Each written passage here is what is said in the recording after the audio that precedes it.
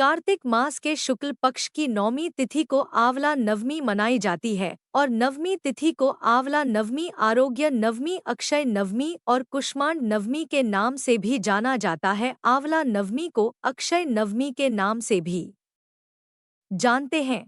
आज के दिन परिवार सहित आंवले के पेड़ की पूजा की जाती है। धार्मिक मान्यताओं के अनुसार कार्तिक शुक्ल नवमी तिथि को जो कोई भी आंवले के पेड़ का पूजन परिवार सहित करता है, उसे आरोग्य, जीवन और सुख, सौभाग्य प्राप्त होता है। मान्यताओं के अनुसार इस दिन किया गया जप, तप, दान इत्यादि व्यक्ति को सभी प्रकार के कष्टों से मुक्ति दिलाता है। आंवला नवमी की पूजा के समय इस व्रत से जुड़ी कथा को जरूर पढ़ना या सुनना चाहिए, तभी इस पूजा का अक्षय फल भक्तों को मिलता है। कहा जाता है कि अगर आज के दिन कोई भी शुभ काम किया जाए तो उससे अक्षय फल की प्राप्ति होती है। और आज के इस वीडियो में आप सुनेंगे आंवला नवमी के दिन सुनी जाने वाली कुछ पौराणिक कथाएं। सबसे पहले तो आप सभी को आंवला नवमी की हार्दिक शुभकामनाएं। अगर आज की यह कथाएं आपको पसंद आए तो वीडियो को लाइक जरूर कीजिएगा। पहले जाने आंवला नवमी के महत्व के बारे में। तो महिलाओं को आज के दिन सुबह जल्दी स्नान करके आंवले के पेड़ के पास जाना चाहिए और उसके आसपास सफाई करके पेड़ की जड़ में साफ जल अर्पित करना चाहिए। इसके बाद पेड़ की जड़ में दूध अर्पित करना चाहिए। चढ़ाए हुए शेष दूध और पेड़ की जड़ की मिट्टी को अपने सिर पर लगाना चाहिए। पूजन सामग्रियों से जैसे धूप, दीप, अक्षत आदि से पेड़ की पूजा करके उसके तने पर कच्चा सूत या मौली 7 बार परिक्रमा करके लपेटी जाती है। कहीं कहीं पर 108 बार भी परिक्रमा करते हैं। पूजन के बाद परिवार और संतान की सुख समृद्धि की कामना करके पेड़ के नीचे बैठकर कथा सुनने के बाद परिवार और मित्रों के साथ भोजन ग्रहण करना चाहिए। यदि भोजन ग्रहण करना संभव ना हो तो आंवले के फलों का सेवन भी आप वृक्ष के नीचे बैठकर कर सकते हैं। आज के दिन आंवले का सेवन किसी न किसी रूप में जरूर करना चाहिए और आंवलों का दान भी करना चाहिए। आज के दिन ही भगवान श्री विष्णु ने हयग्रीव नामक दैत्य को मारा था। आंवला नवमी पर ही भगवान श्री कृष्ण ने कंस का वध करने से पहले 3 वनों की परिक्रमा की थी। आंवला नवमी पर बहुत से लोग मथुरा, वृंदावन की परिक्रमा भी करते हैं। आंवला नवमी पर आंवले के पेड़ के नीचे पूजा और भोजन करने की परंपरा माता लक्ष्मी जी ने प्रारंभ की थी। कथा के अनुसार एक बार माँ लक्ष्मी जी धरती पर घूमने के लिए आई। धरती पर आकर महालक्ष्मी जी सोचने लगी कि भगवान विष्णु और शिव जी की पूजा एक साथ कैसे की जा सकती है। तभी उन्हें याद आया कि तुलसी और बेल के गुण आंवले में भी पाए जाते हैं।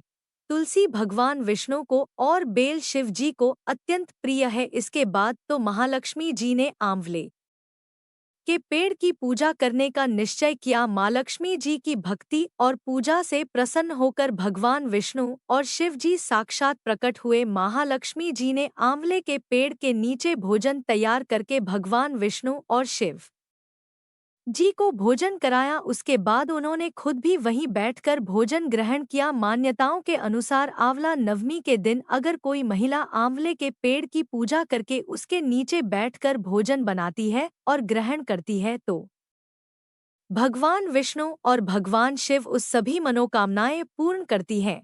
इस दिन महिलाएं अपनी संतान की दीर्घा और अच्छे स्वास्थ्य को लेकर व्रत रखती हैं। निसंतान महिलाएं यदि संतान प्राप्ति की कामना से व्रत रखकर आंवले के पेड़ का पूजन करती हैं तो उन्हें संतान सुख की प्राप्ति होती है। दूसरी कथा के अनुसार एक राज्य में आंवल नाम का एक राजा था। राजा ने यह निश्चय कर रखा था कि वह अपनी प्रजा में रोजाना 1.25 मन आंवलों का दान किया करेगा, उसके बाद ही भोजन ग्रहण करेगा। अपनी प्रतिज्ञा के अनुसार ऐसा ही करता था, लेकिन उसके बेटे और बहू को यह बात पसंद नहीं थी। इसलिए एक दिन उसके बेटे बहू ने सोचा कि राजा इतने सारे आंवले रोजाना दान करते हैं, इस प्रकार तो एक दिन सारा खजाना खाली हो जाएगा। एक दिन राजकुमार ने राजा से कहा कि उसे इस तरह का दान देना बंद कर देना चाहिए। राजकुमार की बात सुनकर राजा को बहुत दुख हुआ और राजा ने रानी के साथ महल का त्याग कर दिया। फिर क्या था, राजा आंवला दान नहीं कर पाए और अपनी प्रतिज्ञा के अनुसार उन्होंने कुछ खाया भी नहीं। जब भूखे प्यासे 7 दिन हो गए तब भगवान को उनके ऊपर दया आ गई, इसलिए भगवान ने राजा के लिए जंगल में ही महल, राज और बाग बगीचे सब बनवा दिए और ढेरों आंवले के पेड़ लगा दिए। जब अगली सुबह राजा रानी ने यह देखा कि जंगल में उनके राज्य से भी दोगुना राज्य बसा हुआ है, तब राजा रानी से कहने लगे, रानी देखो, कहते हैं ना कि कभी भी सत्य का साथ नहीं छोड़ना चाहिए। आओ नहा धोकर आंवला दान करें और भोजन करें। राजा रानी ने आंवले दान करके भोजन ग्रहण किया और खुशी खुशी अपने नए महल में रहने लगे। उधर आंवला देवता का अपमान करने और माता पिता से बुरा व्यवहार करने के कारण राजकुमार के तो बुरे दिन आ गए। उसका राज्य शत्रुओं ने छीन लिया और वह दाने दाने को मोहताज हो गया। काम ढूंढते हुए एक दिन वह अपने पिताजी के ही राज्य में आ पहुंचा। उस समय उसकी हालत इतनी बिगड़ी हुई थी कि पिता ने उन्हें बिना पहचाने हुए अपने यहाँ काम पर रख लिया। बेटे बहू सोच भी नहीं सकते थे कि उनके माता पिता इतने बड़े राज्य के मालिक भी हो सकते हैं, सो उन्होंने भी अपने माता पिता को नहीं पहचाना। एक दिन बहू ने सास के बाल गूंथ समय उसकी पीठ पर एक मस्सा देखा। यह सोचकर उसे रोना आने लगा कि ऐसा मस्सा तो मेरी सास के भी था। हमने यह सोचकर उन्हें आंवले दान करने से रोका था कि हमारा धन नष्ट हो जाएगा। आज वे लोग न जाने कहाँ होंगे। यह सोचकर बहू को रोना आने लगा और आंसू टपक टपक कर सांस की पीठ पर गिरने लगे। रानी ने तुरंत पलट कर देखा और पूछा कि तू रो क्यों रही है।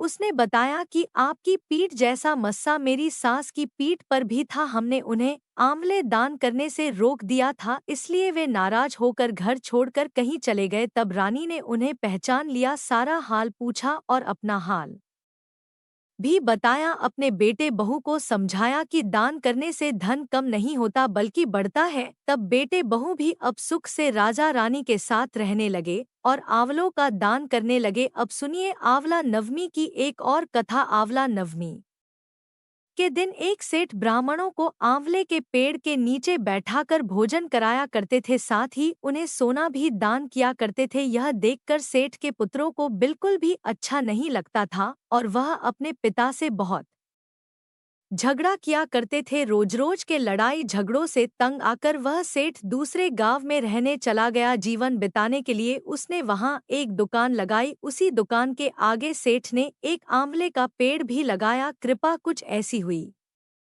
कि उसकी दुकान खूब चलने लगी। यहाँ भी उसने अपना नियम नहीं छोड़ा। वह आंवला नवमी का व्रत पूजन करता था और ब्राह्मणों को भोजन कराकर दान देता था। वहीं दूसरी ओर सेठ के पुत्रों का व्यापार ठप हो गया। उनके बेटों को समझ आने लगा कि वह अपने पिता के भाग्य से ही खाते थे। तब अपनी गलती समझकर वे अपने पिता के पास गए और अपनी गलती की माफी मांगने लगे। फिर पिता के कहे अनुसार उन्होंने भी आंवले के पेड़ की पूजा करनी शुरू कर दी और दान भी करने लगे। इस व्रत के प्रभाव से सेठ के बेटों के घर पहले की तरह खुशहाली आ गई। काशी नगरी में एक न संतान धर्मात्मा और दानी वैश्य रहता था। एक दिन वैश्य की पत्नी से पड़ोसन कहने लगी कि अगर तुम किसी पराये बच्चे की बलि भैरव बाबा के नाम से चढ़ा दो तो तुम्हें पुत्र प्राप्ति हो जाएगी। यह बात जब वैश्य को पता चली तो उसने साफ मना कर दिया, लेकिन उसकी पत्नी अवसर की तलाश में लगी रही। एक दिन एक कन्या को ढूंढ उसने कुएं में गिराकर भैरव देवता के नाम पर बलि दे दी। इस हत्या का परिणाम विपरीत हुआ। लाभ की बजाय उसके पूरे बदन में कोढ़ हो गया और लड़की की प्रेतात्मा उसे सताने लगी। वैश्य के पूछने पर उसकी पत्नी ने सारी बात सच सच बता दी। तब वैश्य बोला कि गोवध ब्राह्मण वध तथा बाल वध करने वाले के लिए इस संसार में कहीं कोई जगह नहीं है, इसलिए तू गंगा तट पर जाकर भगवान का भजन कर और गंगा स्नान कर, तभी तू इस कष्ट से मुक्ति पा सकती है। अब वैश्य की पत्नी गंगा किनारे रहने लगी। कुछ दिन बाद गंगा माता एक वृद्ध महिला का वेश धारण करके उसके पास आई और बोली, अगर तुम मथुरा जाकर कार्तिक नवमी का व्रत तथा आंवले के वृक्ष की परिक्रमा और पूजा करोगी तो ऐसा करने से तेरा यह कोढ़ दूर हो जाएगा। वृद्ध महिला की बात सुनकर और उसकी बात मानकर वैश्य की पत्नी अपने पति से आज्ञा लेकर मथुरा जाकर विधि विधान से आंवले का व्रत करने लगी। ऐसा करने से वह